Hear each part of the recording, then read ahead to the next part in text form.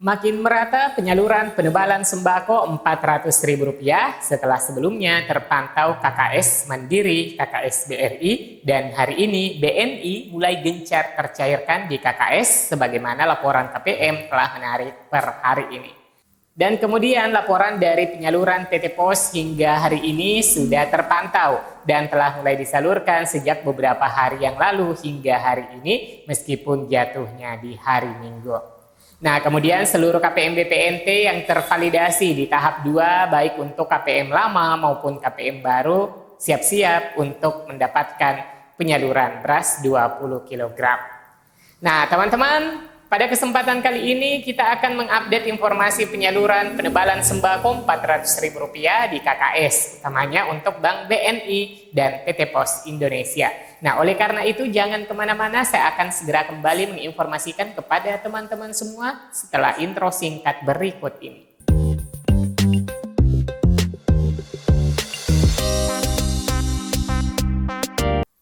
Assalamualaikum warahmatullahi wabarakatuh. Halo semua teman-teman, semoga hari ini selalu sehat dan diberikan kedamaian dan kesejahteraan. Amin ya rabbal alamin. Progres penyaluran penebalan bantuan pangan non-tunai BPNT atau program sembako dan bantuan sosial tahap kedua susulan hingga 6 Juli 2025 menunjukkan perkembangan signifikan. Meskipun data spesifik untuk tahap susulan masih terbatas.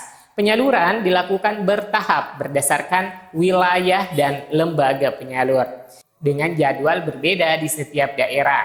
Sejak di awal Juli itu ramai-ramai dicairkan, Bank Mandiri mendahului rekan-rekan Himbara terlebih dahulu untuk menyalurkan bantuan penebalan sembako. Kemudian disusul BRI dan kemudian BNI. Progres penyaluran penebalan bantuan pangan non-tunai BPNT atau program sembako melalui Kartu Keluarga Sejahtera atau KKS terbitan Bank BNI untuk tahap kedua susulan periode Juni-Juli 2025 hingga 6 Juli 2025 menunjukkan perkembangan meskipun belum merata di semua wilayah. Terpantau hari ini KKS BNI di beberapa kabupaten mencairkan BPNT susulan tahap 2 dan penebalan sembako Rp400.000 yaitu Kabupaten Jember, Kabupaten Brebes, Kabupaten Majalengka, Kabupaten Jayawijaya, Kabupaten Cilacap, Kabupaten Purworejo, Kabupaten Pandeglang, Kabupaten Kendal, Kabupaten Sleman, Kabupaten Tangerang, Kabupaten Serang, Kabupaten Cianjur, Kabupaten Garut, Kabupaten Tasikmalaya, Kabupaten Bogor.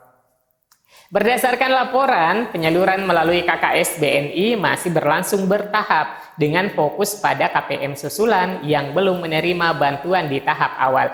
Sekitar 768.000 KPM itu dilaporkan mengalami kendala teknis seperti rekening tidak aktif atau data tidak sesuai dan 405.000 diantaranya telah berhasil menerima bantuan setelah perbaikan data.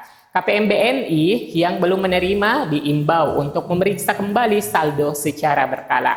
Kemudian untuk penyaluran POS berdasarkan pantauan telah dimulai penyaluran sejak tanggal 3 Juli 2025. Di wilayah timur Indonesia seperti di Papua, Papua Barat, dan Maluku. Kemudian terpantau hari ini di Provinsi Sulawesi Tengah, Kabupaten Tojo Una-Una disalurkan mulai hari ini Minggu 6 Juli 2025 hingga beberapa hari ke depannya.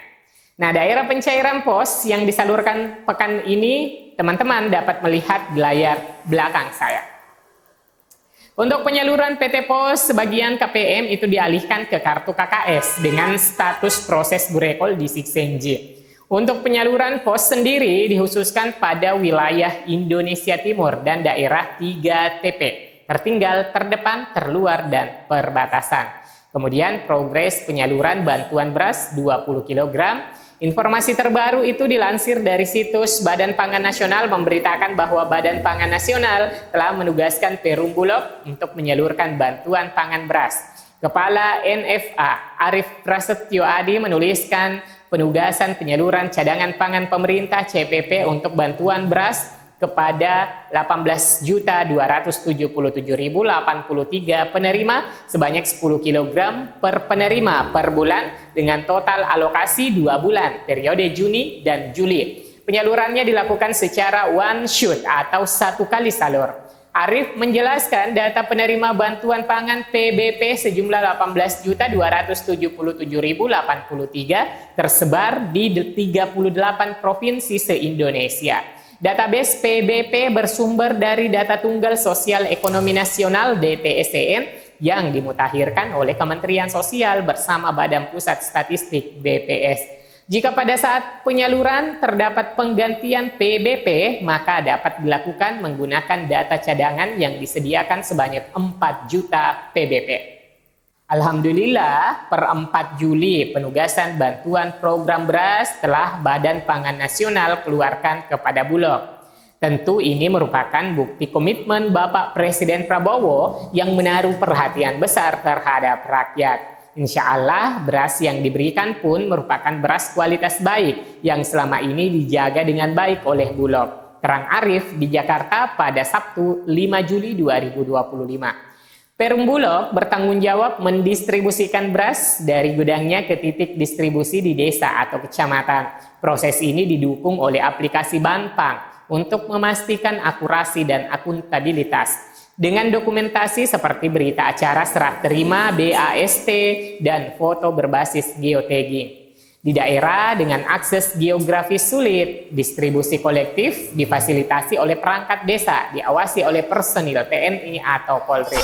Hingga awal Juli 2025, distribusi telah dimulai di beberapa wilayah. Misalnya Bulog Pasar yang mulai mendistribusikan 20 kg beras per KPM untuk alokasi Juni-Juli. Bappenas menargetkan penyelesaian distribusi minimal 95% pada pertengahan Juli 2025 dengan pengawasan dari Satgas Pangan Polri dan instansi lain untuk memastikan bantuan sampai ke penerima yang tepat. Nah, dalam proses penyaluran, meski dijadwalkan mulai salur di akhir Juni, namun beberapa pertimbangan belum tersalur disebabkan oleh waktu yang diperlukan untuk persetujuan anggaran dan verifikasi data penerima.